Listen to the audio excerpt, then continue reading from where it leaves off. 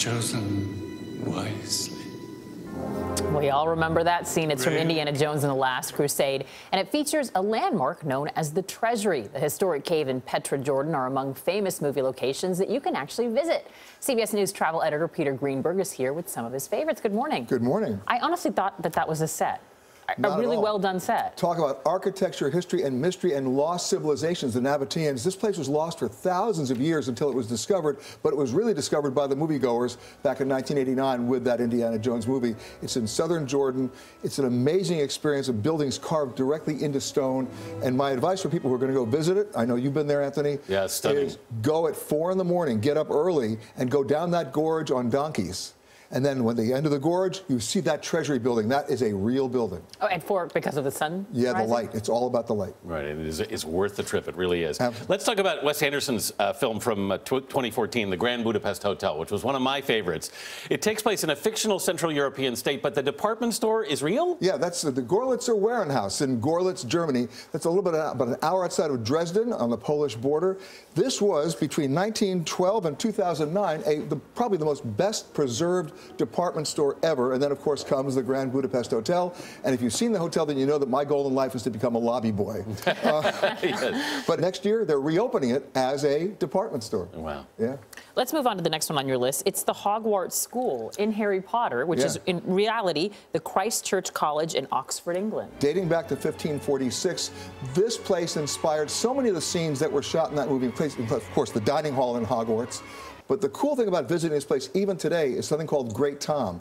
It's the bell that rings 101 times every night at 9 o'clock, basically honoring the original 101 students dating back to 1546. All right, now let's move on to the 1984 classic Ghostbusters, which takes place throughout New York City. But home base was a firehouse in Tribeca that was real. Still there. Goes back to 1866, this fire department. Actually, hook and ladder number 8 is still there. It was actually moved a little bit in 1913. The interesting thing about that movie was they only shot the exteriors there because the firehouse is still a working firehouse. A couple of years ago, Mayor Bloomberg tried to close it. The residents revolted. It's still a working firehouse, and you can still go visit. You could really do like a walking tour from this movie because it's really everywhere in the city. Absolutely, yeah. Let's move on to the 1993 cult hit Groundhog Day. Of course, everyone knows that this was Punxsutawney, Pennsylvania, or was it? Well, actually, it took place in the Royal Victorian Manor in Woodstock, Illinois. And for people who really do their history, you'll find out that before this place came along, in 1922, Woodstock, Illinois was known as Typewriter City because they made more typewriters there than anywhere else in the world, for those of you who remember typewriters. And then, of course, 1993, Groundhog Day, well, where Bill Murray stayed and was woken up every morning by Sonny and Cher. It's still a B&B, and let's just hope they have changed the wake-up call. The 1993 coming-of-age comedy Dazed and Confused follows a group of Texas teenagers. It took place in Austin, Texas. Right. Is anything left from that? It's been quite a while since... It's a hamburger place called Top Notch Hamburgers in Austin. It's where Matthew McConaughey first made those famous words, all right, all right, all right.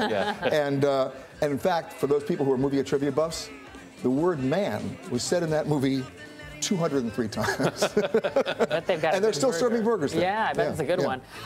Next on the list is the 1989 Field of Dreams. 26 years later, is that field still there? You bet. 193 acres of it is still there. That's where they played the game. And, of course, if you remember the movie, if they build it, they will come. It worked in the movie. It's still working now. People still come there and play games. And they're actually turning it into a sports athletic training center. People still want to come. And, of course, the question that was always asked in the movie, I'll have to ask it again, is this heaven? No, they answered. It's Iowa. By the way, it's still Iowa. That's nice to know that that's still standing, though. Yeah. Dyersville, Iowa. You bet. The power of a film to draw a crowd. All right, Peter Greenberg, thanks so much for being with us this morning. You got it.